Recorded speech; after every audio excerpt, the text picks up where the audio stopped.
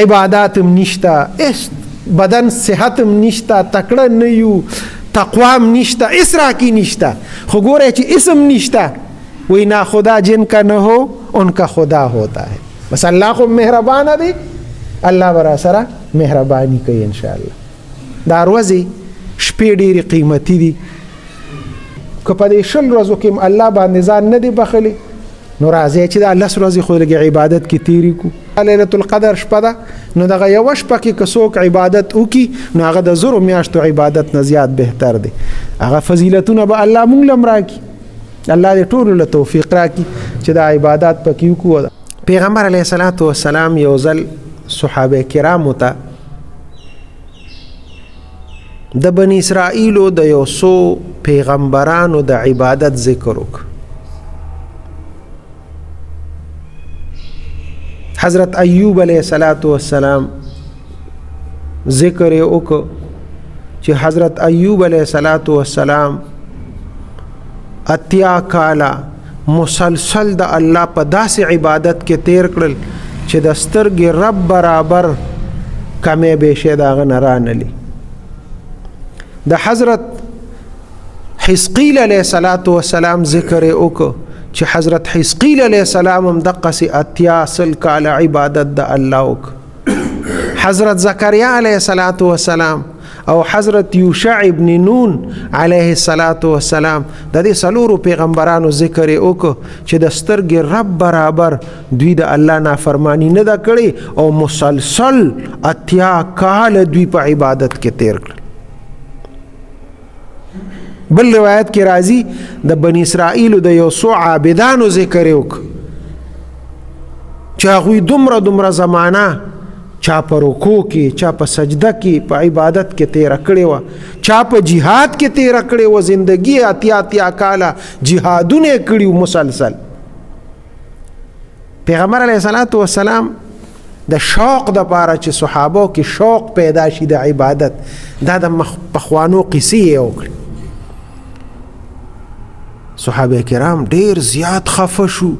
پیغمبر علیه السلام ته فرمایل یا رسول الله صلی الله علیه وسلم، زمون خو عمرونه هم دغه د شپېتو یو ترمنځ چې ډیر عمر وي، نو یو خو عمر کم دی، بل زمون خو دومره طاقت نه کیږي چې مونږ د دومره ډیر عبادت وکړو مسلسل. دا 50 کاله زما عمر دی او دا د زغون جهاد کې تیر کم، یا داسې عبادت ته زه وکم چې هغې کې زمانه د سترګې رب برابر کمی بیشې ونه شي. دا خو ډیره ګرانه ده، دا خو مونږ نشو کولی. دا خو نو الله پاک د صحابه کرامو او د پیغمبر علیه السلام د مرګرو د دلجویۍ دپاره چې دوی خفه نشي، الله پاک دا کوم صورت چې ما اول سوره قدر دا الله نازل ک. انا انزلناه في ليلة القدر وما ادراك ما ليلة القدر ليلة القدر خير من 1000 شهر. الله پاک تو فرمایل زما د پیغمبر، زما د محبوب امتیان چې د ليلة القدر په شپه کې صرف عبادت وکړي، نو د هغوی عبادت د 1000 میاشتو د عبادت نه زیات بهتر دی. نو دا ډیر کلونه شو، نو دا یوې شپې د دوی عبادت دومره غوره دی او بهتره دی. هغوی ځانونه دومره په عذاب کړي، خو ستاسو عبادت ته ګورې نه رسي که تاسو په دغه شپه کې عبادت وکړه. اوس په دغه شپه کې عبادت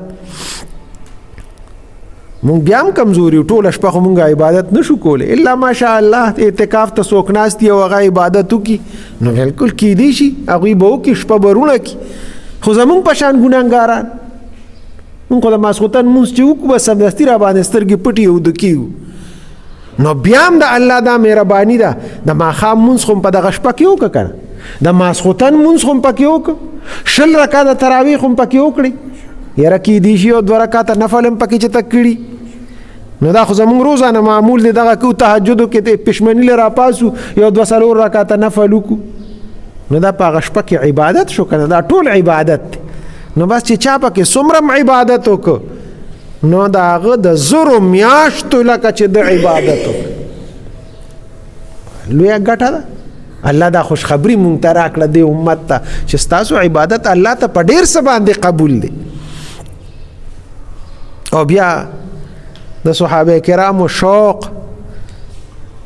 د هغوی عبادات خو بل شانو. بیا دغه واقعات چې هغوی واورېدل، پیغمبر علیه الصلاة والسلام خپل ژوند،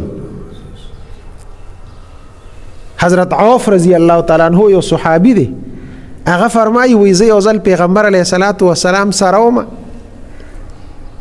وایي پیغمبر علیه الصلاة والسلام چارهدام وکړ او وایي بیا مانځه ته ودرېد. الله اکبر. وی په یو رکعت کې پیغمبر علیه الصلاة والسلام سوره بقره اولسته. سوره بقره دا 2.5 سپارې ده تقریبا. په یو رکعت کې 2.5 سپارې اولستی. نو وی بیا رکوع لاړ، نو وی بیا رکوع د هغې نه زیاته اوږده وکړه. اوس وګورئ دا تراو کې مونږ 2 سپارې 2.5 3 سپارې چې څوک لولي نو مونږ خو په 2 غنټې تیرو، ایزا 1 غنټه دې په تیر شي. پیغمبر علیه الصلاة والسلام 1 غنټه خو په 2.5 سپارو تیر کړي، نو دا 1 غنټه پیغمبر علیه الصلاة والسلام دقه سي ولاړ او وی رکوع بیا د هغې نه اوږده وکړه. غرض دا دی چې غنټه ورپسې بیا رکوع م وکړه. 1 غنټه چې سړی په رکوع کې، دا زما ستا د وس نه بار ده، په موږ سترګې تورېږي راغورځېدلې به یو. پیغمبر علیه الصلاة والسلام رکوع دومره د هغې نه اوږده وکړه او وی بیا چې کله سجدې ته لاړ نو سجدې د هغه رکوع نه بیا اوږده وه او بیا دویمه سجدې بیا هغومره اوږده وه. نو وی چې دویم رکعت ته پاڅېده نو وی بیا غون آل عمران پکې اولسته. نو هغه بیا تقریبا 1.5 سپاره که څومره دی او چې څومره آل عمران لوستی نو بیا هغه رکوع او سجدې بیا هغومره اوږدې وکړې. نو 3 رکعت ته پاڅېد، نو چې 3 رکعت ته ودرېده نو بیا سوره نساء هغه بیا 1 سپاره 1.5 دی، نو بیا هغه پکې ولسته او هغې سره بیا چې کومې رکوع سجدې وي هغې بیا دومره اوږدې وکړې. بیا چې دی نو 4م رکعت کې چې پاڅېد نو سوره مائده ولسته. دا تقریبا 6.5 سپارې پیغمبر علیه السلام په 4 رکعاتو کې اولسته.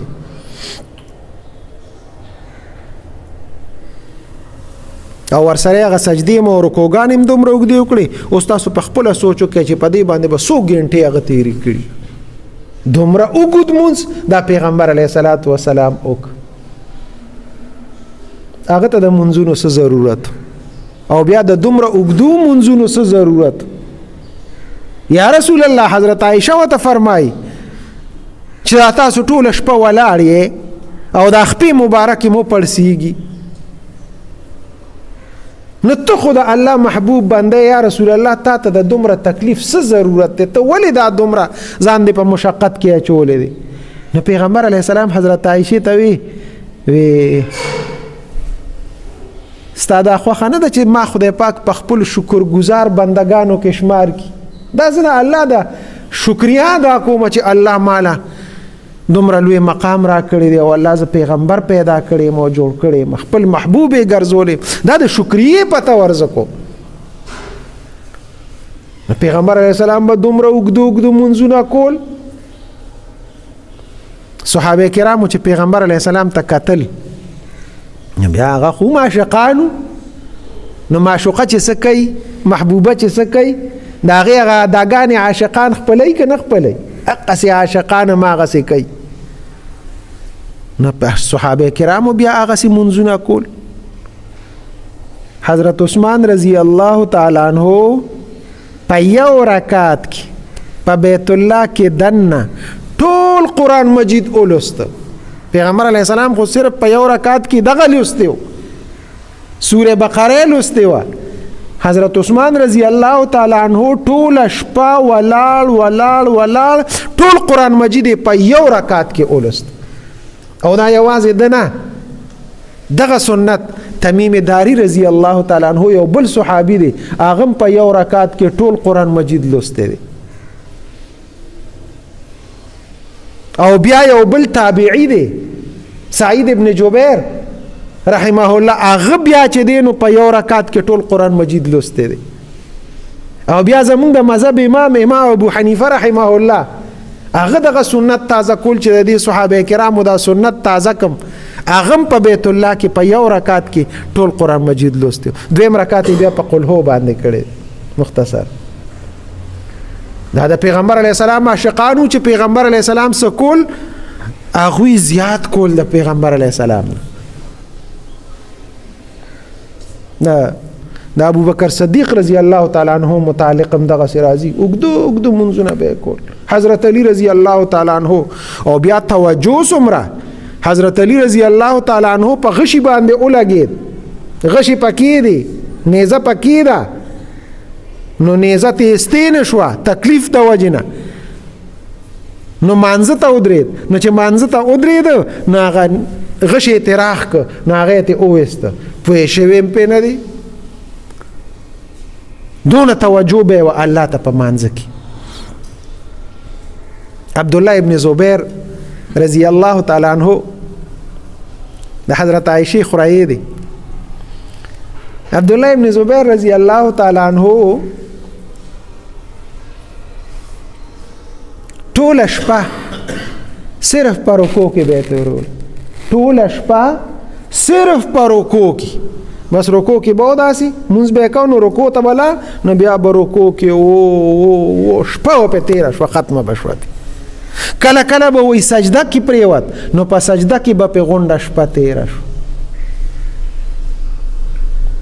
او د متعلق راضی د عبد الله ابن زبیر رضی الله تعالی عنہ دومره استغراق، دومره توجه الله ته وای په منځ باندې ولاړو، داسې ماشوم زوی وسره پروت و دو د بره نه مار را غورځېد د چت نه او دغه ماشوم نه تو شو. ماشوم چغې جوړې کړې، کور والا رالل او ماشوم یې د مار نه خلاص کړ، هغه مار پسې ورمنډه کړې او د ادرس غوبل په کمره کې وشو، هغه مار یې مړ کړ. چې کله عبد الله ابن زبیر رضی الله تعالی عنہ مونږ ختم کړ نو کور خلکو ته وی دا څه داسې شورو ایوه ته یې د خدای بنده شورو ماشوم خدای د مرګ نه بچ کړ، ما راغورځېد د هغه نه تو شو، د هغه چغې او بیا زمونږ دا شور زګ دومره ډېر زیات مار مړ کړ، دا دومره دا کورم په مخه راغشتی مار چې سړی وژني څومره درز غوبل کوي. وای ما ته خو هېڅ پته نه ده لګېدلې، دومره الله سره استغراق، دونه توجه سره مونځ. حضرت فاطمه الزهرا دا د سړو حالو سړو دا قصې دي د دنیا قصې دي د صحابه، هر صحابي دغه سیو نه کم بسړی ذکر کوي. او دغه حال د خزو حضرت فاطمه الزهرا رضی الله تعالی عنها د جمی په اوږده شپه کې ولاړه ده، ودرېده، د 2 رکعاتو نیت یې وتړه، الله اکبر، ولاړه وه سار په اذان وشو. یا الله جاړ یا الله ته وجړل، یا الله ستا د شپې دومره وړې شوې چې زما 2 رکعاته مونځ هم پکې ونه شو، هیله 1 رکعت مې پکې پوره شو. داسې د هغوی منځونه، داسې د هغوی شوق، داسې جذبې وي، دا عبادات هغوی کول او دا خدای پاک هغوی ته آسان کړي. سعید ابن المسیب رحمه الله یو تابعی دی، صحابه نه دی، دا تابعی دی. بیا لکه دا مخکې ما دا 2 ذکر وکړو، سعید ابن جبیر او امام ابو حنیفه دا تابعیان دي، دا صحابه نه دي. دغه رنګ دا سعید ابن المسیب رحمه الله دا ابو هريره رضی الله تعالی عنہ لور په واده و، دا ډیر تقوادار او دیندار او نیک عمل سړی، لوی محدثو، دا د مدینه منورې په فقها کې غټ فقهي مسائل به خلکو ته بیانول. 50 کاله په مسجد نبوي کې په لومبي صف کې مونځ کړی، د اذان نه مخکې 50 کاله دی جمعات ته راغلی دی، اذان په جمعات کې شوی دی، دا نه چې هلته بیا راغلی دی، دومره پابندي و پکې. 50 کاله هغه تکبیر اولا سره مونځ کړی دی، تکبیر اولا سره چې دا رانه فوت نشي. دا تقوا او دا پرهیز او 50 کاله د ماسخوتن په اوداسه باندې د سار مونږ کړي. په دې باندې بعضی خلک اعتراض کوي. د امام ابو حنیفه دا قصه وې دا دروغ ده، دا سعید ابن المسیب وې دا دروغ، دا چا ویلي دا دومره د ماسخوتن په اوداسه باندې د سار مونږ او دا 50 کاله او 40 کاله د امام ابو حنیفه راځي. دا څوک کولی؟ دا سې قصې دي، دا قصې نه دي، علماء لیکلي دي. خدای پاک هغوی له دا طاقت ورکړو او الله هغوی ته دا وختونه داسې فراخه کړي و کلو کړي و. نو دا ګپې نه دي، دا دروغ نه دي، دا د هغوی معجزې وې د هغوی د هغه نیکانو او صالحانو خلکو، د هغوی هغه کراماتو. اوس په یو رکعت کې ته ټول قرآن مجید لوله، نو دا زما ستا په ذهن کې خدا دروغ کیدی شي، خو هغه خلکو ته ګرانه نه وه. دا د هغوی کراماتو، هغه اولیاو. الله ورته دا وختونه موږده کړل، الله وله طاقت هم ورکړ، الله ته دا عبادات واغشتل د امت دپاره نمونه وګرځول چې دا نمونه وګرځي. اوس ما به تاسو ته دا قیسې کړې وي که د هغوی نه وې کړې. دې کتابونو چې دا لیکلي دی دروغ لیکلي، دا دومره زمونږ اکابرو چې دا کتابونه لیکلي دی دا ډک دي د دې نه، دا هسې لیکلي دا دروغ نه دي، دا رښتیا دي. دا صرف الله امت ته خول چې ای زما بندگانو دا وګورئ دغه هم ستاسو په شان انسانانو، زه ټیک ته د هغوی په شان نشئ کولی، کوشش خو وکړئ که نه، څه ناڅه خو وکړئ. او د هغوی په شان مونږ نشو کولی، مونږ ډېر کمزوري یو، ډېر زیات کمزوري یو. خو الله پاک دا مهرباني ده چې کمزورو سره زیات امداد کوي. پیغمبر علیه السلام کتابونو یو خبره لیکلې ده. پیغمبر علیه السلام ته یو سړی راغی، داسې لنډې قد و، لنډې شانتې و او شاټیټې م و، هغه شیشې هم داسې وتې و، سترګې هم کږې وې، غوږونه هم داسې واړه واړو، دا لاسونه هم داسې کاږه، خپې هم ټولې کږې وږې. کتاب لیکلی دی چې د بدن څومره اعضا دي دا ټول ګډوډ، دا پوز هم داسې روغه نه وه، څه بل شان وه، یعنی ټول اعضا د هغه ګډوډ، داسې ګډوډ الله پیدا کړی. پیغمبر علیه السلام ته راغی، پیغمبر علیه السلام ته وی یا رسول الله فرایض راته وښایه کم کم دي. پیغمبر علیه السلام ورته مونځ بیان کړ، وی مونځ فرض دی او دا هغې دا رکعتونه دي، دا فرض دي پکې، دا سنت دي او دا واجب دي، دا روجه فرض ده، 10 روجې دي، حج فرض دی چې چاله خدای طاقت ورکړي، زکات فرض، دا فرایض یې ورته داسې وښول. دا سړی ورته وایي و یا رسول الله زما خو سخته د الله نه ګیله ده، زه خو دا فرض ته کومه او دا سنت مونت دا نه کوم، زه الله داسې کندم پیدا کړم، فرض به وله وکړم نو که کامل پیدا کړی وم نو بیا مې ټول کړي که نه، سنت به مې کوله، ورسه به مې کول، نفلونه به مې کول، بس صرف فرض وله کوم. لاړه دقه دی چې حضرت جبرائیل راغی د اسمان، پیغمبر علیه السلام ته فرمایي یا رسول الله دا کوم بنده چې تا ته راغلی و دا کندم ګوټ شل لون، الله د ده دپاره خوشخبری را لېږلې ده او د ده دلجویي کوي چې دی خوشحاله شي. دی خو خدای په دې دنیا کې دغسې پیدا کړی دی کندم، خو الله پاک فرمایي چې د قیامت په ورځ به ستا شکل د حضرت جبریل علیه السلام په شاني. حضرت جبریل علیه السلام خو خشته و که نه چې رابغې نورانی شکل، خوشبویانې به ترې روانې وي، د الله د نور پیدا دی،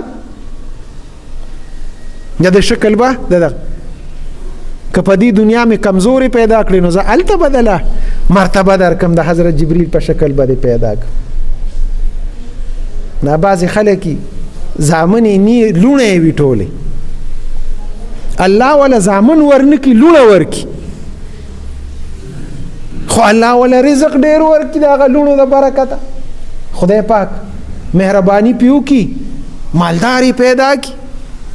او هغه لونو کې ورته دومره خیر او برکت واچوي، هغه وایي چې دا 3-4 لونه مې دي چې یو 3-4 مې نور هم وي. داسې خوشحاله ژوند او ښه ژوند هغه لونو سره تیر کړي. یو سړی تکړه ظلمو او ښه زامنو سره دومره وخت نشي تیرولی او هغه لونو سره هغه خشته وخت تیر کړي.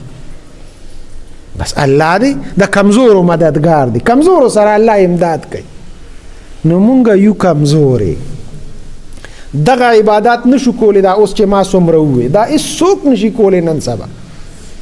هغه صلات تسبیح مونځ دی چې ته کال کې مونږ وایو یو ورځ خو چې وکړو هغه هم نشو کولی، ځکه چې هغې کې مونږ غلطېږو. مونږ اوږد مونځ چې شروع چې مونږ باندې څه چل کېږي. دا تراویح لږې شانتې چې امام اوږدې کړي، مولوي صاحب ډېر کمزوري یو، ډېر کمزوري یو، نشو کولی.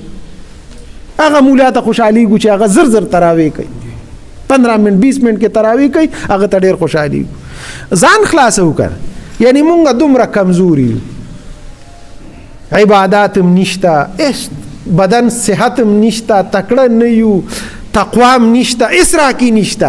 خو ګوره چې اسم نشته، وی نا خدا جن کا نہ ہو ان کا خدا ہوتا ہے. بس الله خو مهربانه دی، الله برا سره مهرباني کوي انشاءالله. دا ورځې شپې ډېرې قیمتي دي. سبا نه انشاءالله دا 3 عشره آخري عشره شروع کیږي. نو که په دې 20 ورځو کې الله باندې ځان نه دی بخلی، نو راځي چې دا 10 ورځې خو لږ عبادت کې تیری کو، اعتکاف نیت کو، کوشش کم ځوانان وي او تکړه او اعتکاف کولی شي، نو اعتکاف تیو کی. هغه کې د ليله القدر شپه ده، نو دغه یو شپه کې که څوک عبادت وکي نو هغه د زرو میاشتو عبادت نه زیات بهتر دی.